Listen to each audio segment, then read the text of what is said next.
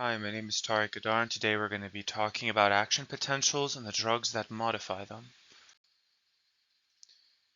So first off, let me get my laser pointer. So over here you can see that there are multiple phases of the action potential. First, on the y-axis we see the membrane potential, and on the x-axis it's showing the time. So this neuron is just resting, it's chilling, it's having a good time. All of a sudden an action potential is initiated. All right? So you get initiation, you pass the threshold, you get enough stimulation to pass the threshold, and then once you've passed that threshold, you get a peak. After that peak, you drop down into a plateau, and then a drop into hyperpolarization. Now this drop into hyperpolarization is followed by a slow repolarizing phase. All right? So you have your hyperpolarization and then a repolarization. So the things that affect the action potential are going to include the gating of the channels, the sodium, potassium, calcium, and chloride balance, and the characteristics of the membrane. We're mainly going to be focused on these two. The action potential represents the sum of inputs, and that's leading to an all or nothing event.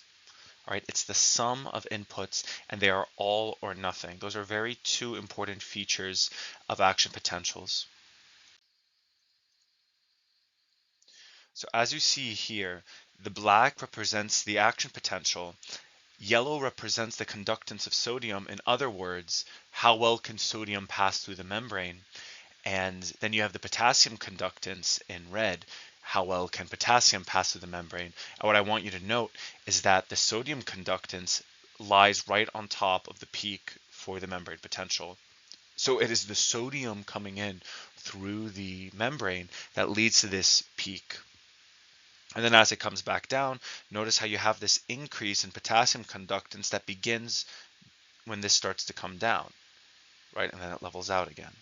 All right, so the coming down corresponds to the increase in potassium conductance, and the going up corresponds to increase in the sodium conductance.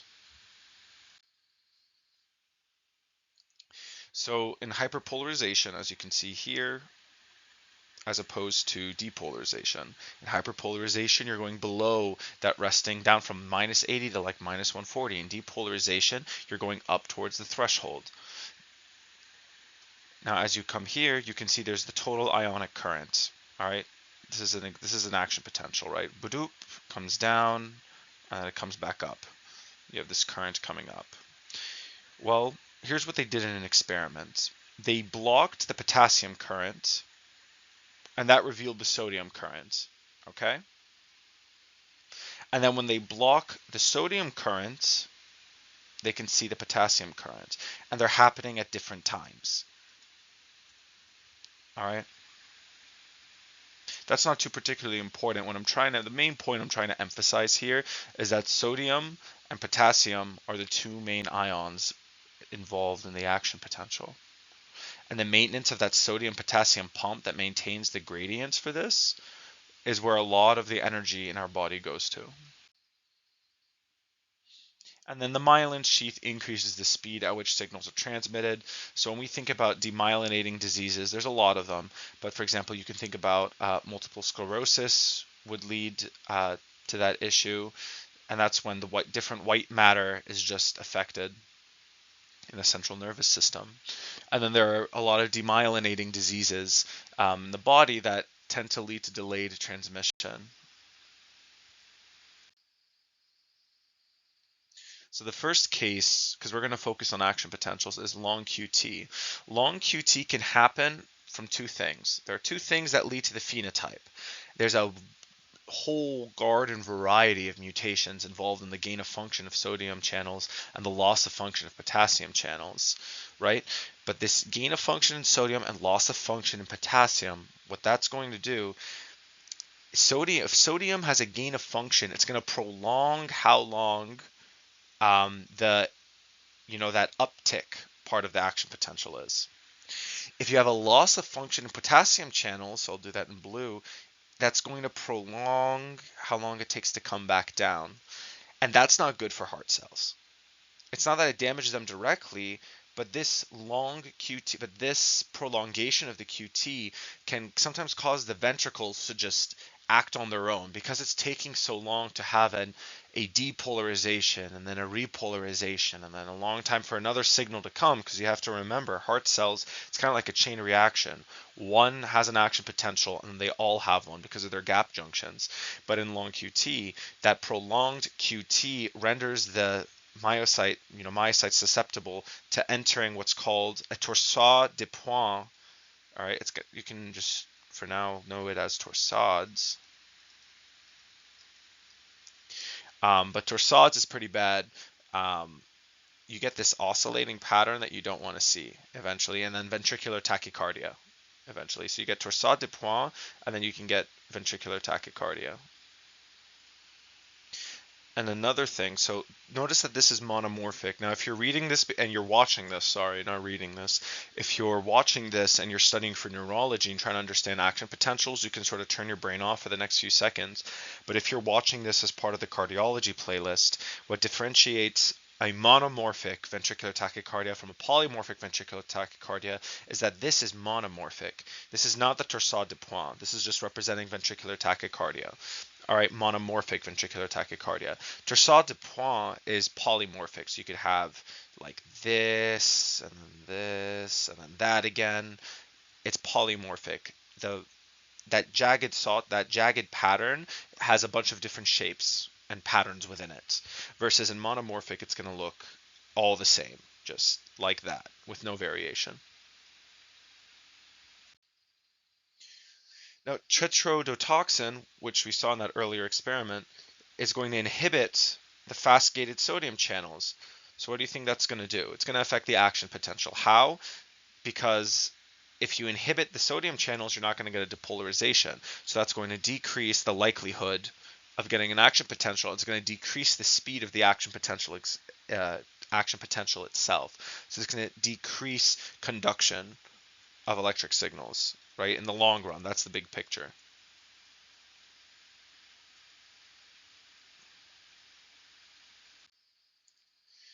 And in cardiac action potentials, you have to differentiate between pacemaker and non-pacemaker. So I will say, even if you're watching this as part of the neuro playlist, I would watch this video through to the end because it's just good to have this as background knowledge, and it's all going to come back to sodium and potassium balance as well. So you have pacemaker versus non-pacemaker. So the nerve cell is what you see in red here. Notice it's very narrow. It comes up, it comes right back down, and then back to a baseline. Up, down, baseline. In the cardiac myocyte, it goes up, plateaus, then it comes back down. Whereas in the pacemaker, you notice that there's this continuous uptick, kaboom, goes up, comes back down, and it continues an uptick until it goes kaboom and then it comes all the way back down.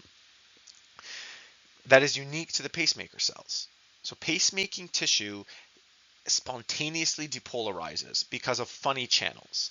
All right, and we're going to talk about it more in a different lecture because we're more focused on just the action potential, but they're called funny channels, or IF, and they contribute to this spontaneous depolarization, whereas the myocytes have a, what do you call it, a fast action response.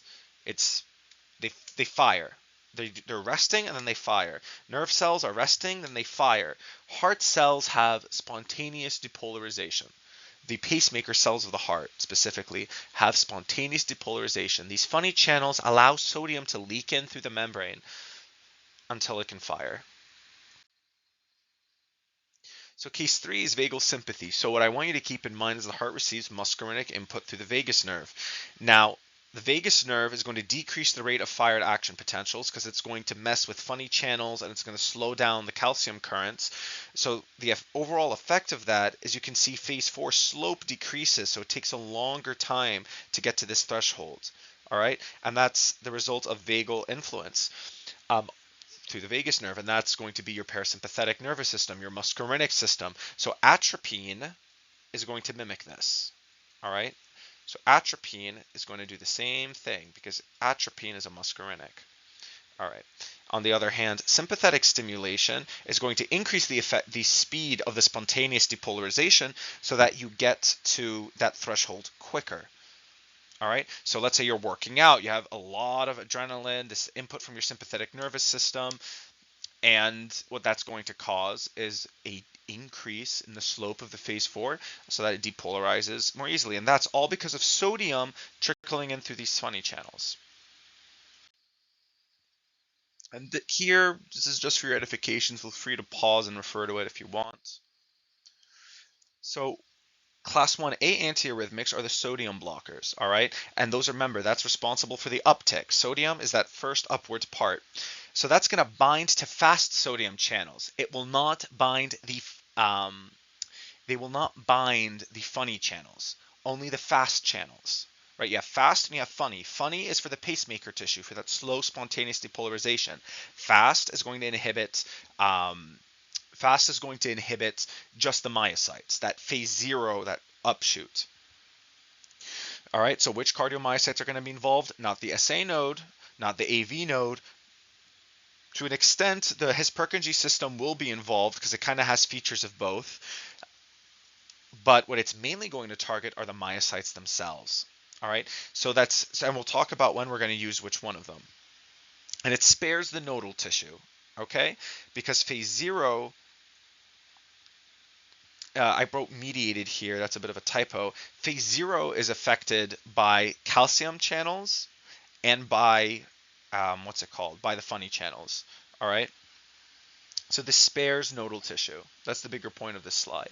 The class 1A antiarrhythmics, they spare nodal tissue and they focus on the actual myocytes, the ventricular myocytes. All right. The slower it takes for a cell to depolarize, the longer it takes for the depolarization to spread. And that's why we use it. Someone has a tachyarrhythmia, right? You want to bring down their heart rate. Okay, well, you want to target the stuff that's beating fastest. So you're going to use these class 1A and 1C antiarrhythmics, and that's going to slow down the depolarization of the cell. And as the cell decreases its own depolarization, other cells will have a lower rate of depolarization. And it kind of has this chain effect. And as you can see here, this is the normal myocyte, non-pacemaker. Notice it does not have, its phase 4 is completely flat. There's no slope to its phase 4. There are no funny channels. These are the fast channels. And notice that right here you have an increase in conductance in calcium, which is what extends the action potential. And then a conductance of potassium, which brings it back down. So sodium, and then calcium prolongs it, and then potassium brings it back down. All right, and all our antiarrhythmics are going to target these things that are drawn here. So as you can see here, when it's resting, that's the resting state, the sodium channel is closed. It activates, sodium rushes into the cell from outside, that depolarizes the cell up to here, and then calcium comes in, potassium comes in, but in the meantime, the sodium channel is inactivated and closed. It's not resting, it's just inactivated. All right, for it to rest, it's going to have to change conformation. Now, some of the most important antiarrhythmics, the 1A and 1C, so let me write that out, the 1A, and I'll be on another slide in a second. The 1A and the 1C, all right, 1A and 1C, they target sodium channels in this state. So what does that correspond to? That corresponds to myocytes that are firing action potentials, which is what makes them so good at treating tachyarrhythmias. Because they bind to the sodium channels in the activated and inactivated state, they are good at targeting tissue that is depolarizing the most. All right. So IA, IC drugs target sodium channels. So these are the IC, the IA drugs in both active and inactive states. The cells that depolarize and repolarize the most are the cells that are most affected by these drugs because they are not in a rested state as often. IB drugs bind to channels in the inactive state. And sodium channel blockade, it is most potent from IC, then IA, and then note IB is at the end. And there's some changes in the ending resting potential, but we're not going to worry about that for this lecture. Really what I'm trying to point out here is that there's different types of sodium blockers.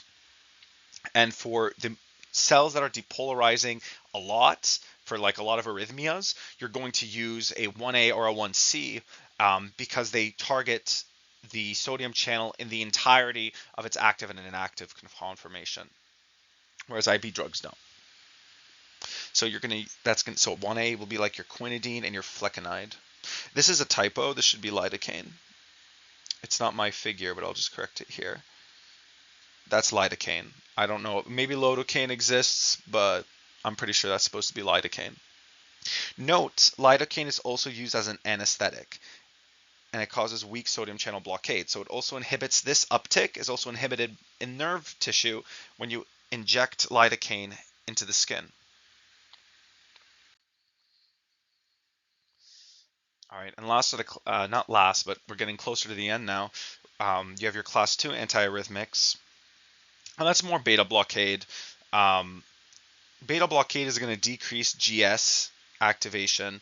And I'm not referring to sympathetic or parasympathetic over here, but what I want to point out is that normally sympathetic stimulation is going to activate norepinephrine, that's going to increase cyclic AMP, and then as part of that process, you're going to get this, right? The increased slope for phase 4, so more contraction. Everything's going to speed up and everything's going to contract harder. That's what sympathetic stimulation does.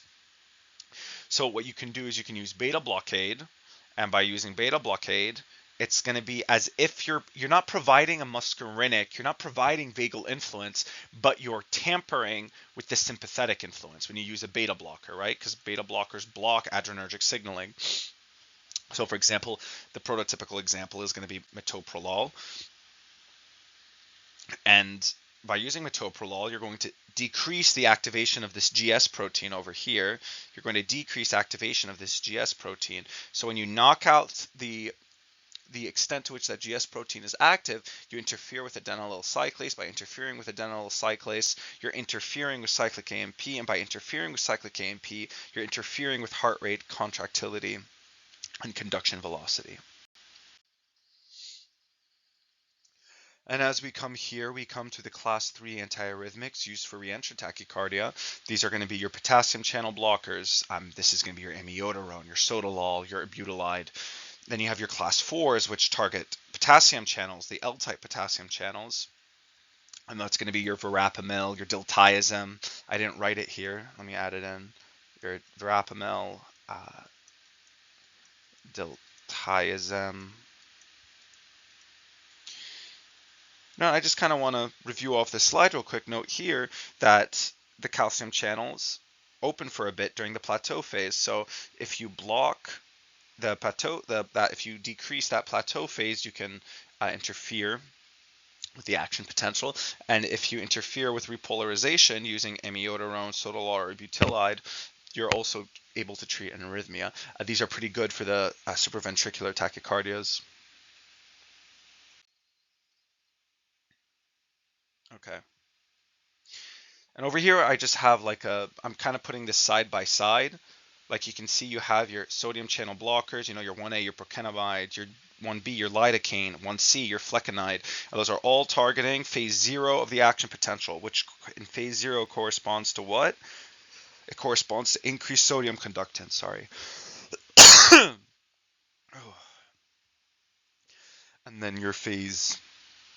And then your class 4s are going to target the calcium channels. Okay, it's going to shorten the cardiac action potential. All right, that's going to be your verapamil, your diltiazem, because it's going to interfere with the plateau. It's going to allow cells to repolarize more quickly. And your potassium channel blockers, which corresponds to this phase, you're thinking more about amiodarone, dofetilide, sotalol. So there's an obvious contraindication that you cannot use these class 3 drugs in someone with long QT. You can't use them in people with long QT.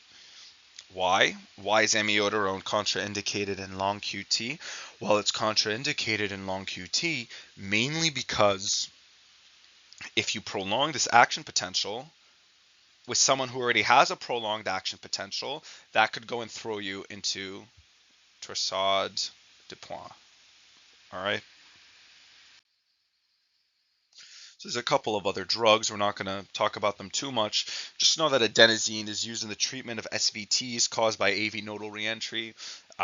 This is because adenosine binds to A1 receptors, and it's kind of like a G inhibitory protein type situation where the adenosine causes inhibition of adenyl cyclase. You have decreased cyclic AMP, and you can kind of relate that back to the beta blockade slide. And it has some other effects that we're not going to talk about right now.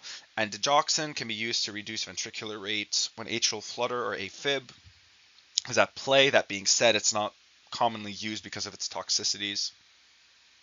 And then atropine mimics muscarinic input to the heart. It's as if you're giving a vagal stimulus. All right, so that was your 20-minute down and dirty review of the physiology of action potentials, which is pertinent to both neurophysiology and cardiophysiology. And if you stuck to the end, even though you're studying neuro, good on you. I'm glad that you're planting the seeds for cardiac physiology, because this is a very high yield topic. Maybe not for step one, but definitely for internal medicine in general, understanding the different types of arrhythmias, what their not necessarily the physiologic basis, but what's the physiologic basis of their treatment, right? And that's where these drugs come in and where the action potential comes in. All right. Thank you.